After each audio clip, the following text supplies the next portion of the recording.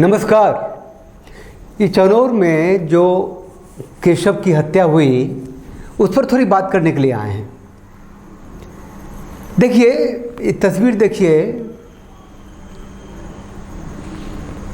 श्मशान घाट में केशव को जलाने के लिए गांव के 10 आदमी नहीं थे क्या? मतलब केशव की एक तो हत्या हुई और उस पर इतना खौफ, इतना डर कि लोग उसके अंत्येष्टि में नहीं शामिल हुए। ये जो लोगों ने पोस्ट किया है सोशल मीडिया पे, हमें वहीं से तस्वीर मिली है।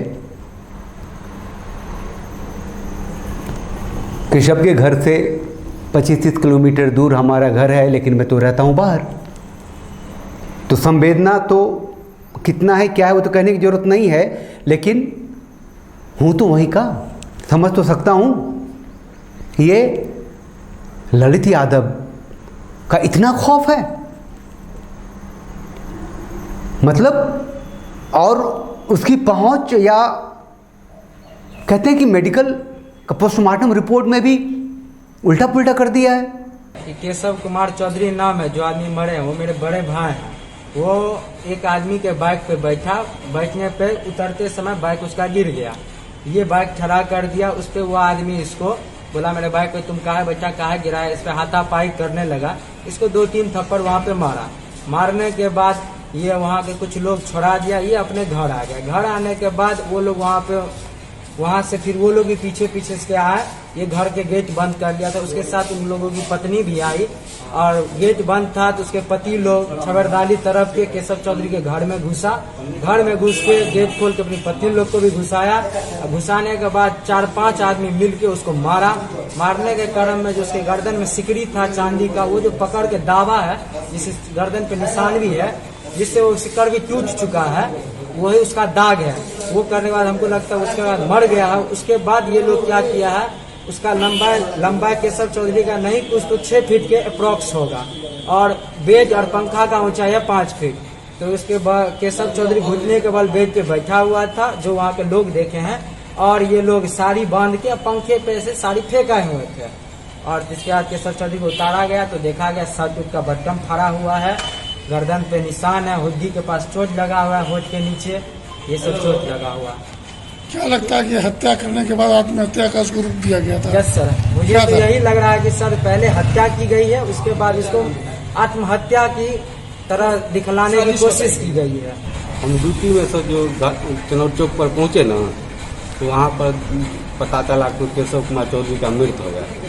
उसके बाद जो चौक पर से हम गए केशव कुमार चौधरी का घर पर, तो वहाँ पर देखे आंगन के बरामदा पर लाश रखा हुआ था और ग्रामीण सब वहाँ पर जुटा हुआ था। उसके बाद देखे जो शर्ट फटा हुआ, गर्दन में जो है चिन्ह था। उसके बाद जो है हम थाना फरवारी को सूचना दिए, थाना फरवारी वहाँ पर आए, उसके बाद अरेस्टिंग हुआ। गोपाल जी राय हमारे जो सांसद हैं वो इनकलाब कर रहे हैं, आवाज़ उठा रहे हैं। उन्होंने आवाज़ उठाई है, वो कह रहे हैं कि ऐसे हो नहीं हो, ऐसे हो। एक एकदम हत्या किया उसको, उसकी लिंचिंग की गई, उसको मारा गया। पूरे गांव ने देखा, सब ने देखा, सुना, समझा, और ये कैसे हो सकता है कि कोई डॉक्टर लिख देगा कि आत्महत्या है? और एहिठाम जे एक विषय, मूल विषय आयल हन, जे एकर जे इंजुरी रिपोर्ट छै, पोस्टमार्टम रिपोर्ट में जे इंजुरी के जे लिखलन हन, से हमरा स्वयं भी एहिमे अपना डाउट लागि रहल हन। तो हम मांग सरकार से करऽ चाहब जे एकरा मेडिकल बोर्ड के गठन, जे एहिठामका सब केओ के मांग छनि, वह मांग हमरो है जे एहिठाम मेडिकल बोर्ड के पुनः गठन कऽ के एकरा जांच कराए के, और दूध के दूध, पानि के पानि होना चाही, न्याय भेटना चाही। और जे केओ भी दोषी व्यक्ति छथि एहिमे केओ बख्शल नहीं जेता, और पुलिस प्रशासन काज अपन कऽ रहल हन। पुलिस प्रशासन एहिठाम 4 अरेस्टिंग भऽ चुकलै, 5 के अरेस्ट भऽ चुकलै हन, तो 2टा बाकी छै। ओकरो हम चाहबै जे भाई ओहो दुनू अपराधी के भऽ जाना चाही, और कतौ से कोनो केस में त्रुटि नहीं होना चाहिए। सही ढंग से जे अपराध छे, जे एहिठामका बयान छे, चौकीदार के भी बयान छै, जनता के भी बयान छै, परिवार के भी बयान छै, सब बयान के मिला के और पुलिस के उसका ओकर सर्वेक्षण करना चाही, देखना चाही और ओहि में से जे विषय आबै छै, चूँकि घोर पाप भेलै हन और एहि मिथिला के भूमि पर बार बार एहि तरहक पाप जे केओ करै छथि ओहि पापी निश्चित रूप से फांसी के फंदा पर ओकरा लटकाना चाही। एक विधवा का बेटा, 22 साल का बेटा जो अपने को हिंदू कहता था, हिंदू मानता था, बजरंग दल से एफिलिएटेड था, कुछ बोलता रहा होगा, उससे इतनी नफरत हो गई कि उसकी हत्या कर दी। ये मिथिला स्टूडेंट यूनियन के कुछ लड़के बच्चे सब इनकलाब कर रहे हैं कि जस्टिस फॉर केशव कर रहे हैं और उसी का ये परिणाम है कि कुछ और लोग भी जुड़ रहे हैं जो भाजपा के जो ग्राउंड लेवल के, जो ग्रास रूट लेवल के जो नेता लोग हैं वो लोग इनकलाब कर रहे हैं।